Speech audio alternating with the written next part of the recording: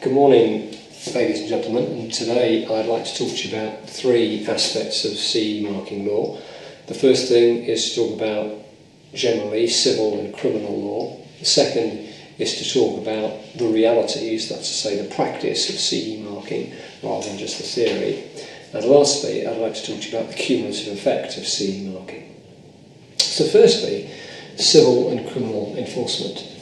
First thing to say about civil and criminal enforcement is, of course, this is the same world over. If you do something, in inverted commas, wrong, like you assault somebody or hit somebody, then if the state finds out about it, the state will prosecute you.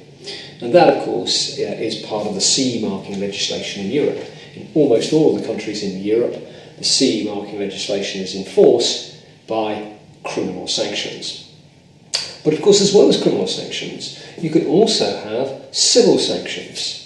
How can civil sanctions arise? Well, if, for example, you produce an unsafe machine, unsafe in contrary to the Machine Safety Directive, then in those circumstances, the state can prosecute you, also breaching the Machine Safety Directive, but also the person who's been injured by the machine can sue you for a breach of what's called a breach of statutory duty in the United Kingdom, a breach of that legislation, a breach of the safety legislation. Of course, one thing might lead to another, and having discovered that your machine has injured somebody, paying compensation, but of course that might be the least of your worries, because in those circumstances you may also have to have a product recall. Of course, if you injure somebody, a lot of companies would say, well, I'm not really that worried about injuring somebody, I don't want to injure anybody, but I'm insured for that. Everybody has insurance usually for personal injury, for something like if they're manufacturing a machine. Have you got product recall insurance? Well, again, you can get product recall insurance, but it's pretty expensive. My experience is that most companies, most of the time, don't have product recall insurance. But nevertheless, you can get it. Of course, the third consequence, if you have a defective product which has injured somebody, you have to pay the compensation, you have to have product recall, is damage to your brand. Well, if you've had to advertise the fact that it's a product recall, and if it's got into the public domain that the machine has injured somebody, what's the damage to your brand? Can you insure for that? Well, the answer is you can't realistically insure for damage to your brand. So there are huge consequences, not just in terms of the law, but also in terms of the consequences of making an unsafe machine. And of course, you may also have a contract with someone. You have a contract to produce a machine for somebody else who's perhaps selling it under their name, and there may be a breach of contract in the sense that you haven't produced a machine which is compliant with CE marking legislation in the way you should have done. So all these consequences, not just a criminal fine, can flow from the fact that you have produced a defective machine.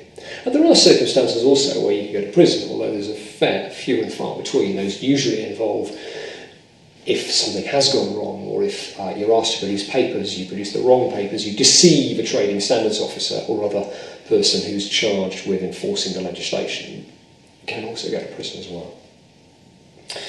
Let's talk a little bit more about that criminal enforcement issue, though, the possibility that you can be fined for producing a defective product.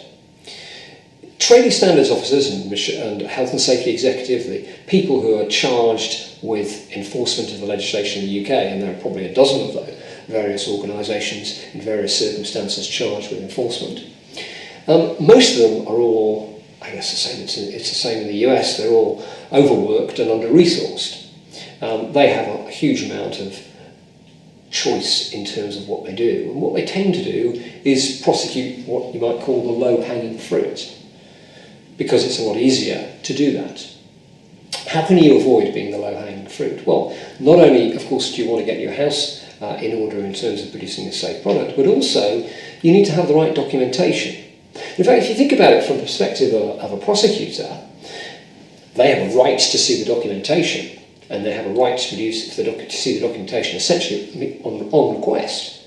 If you don't have that documentation ready when they ask for it, that's a criminal offence. It's much easier to prove that as a criminal offence because it's black and white. You either have produced the documentation and it's in order, or you haven't. If you think about the alternative, where they're saying, well, you produced this unsafe machine, how do they prove that? Well, they can prove it, they've got to test it, but that of course costs them money.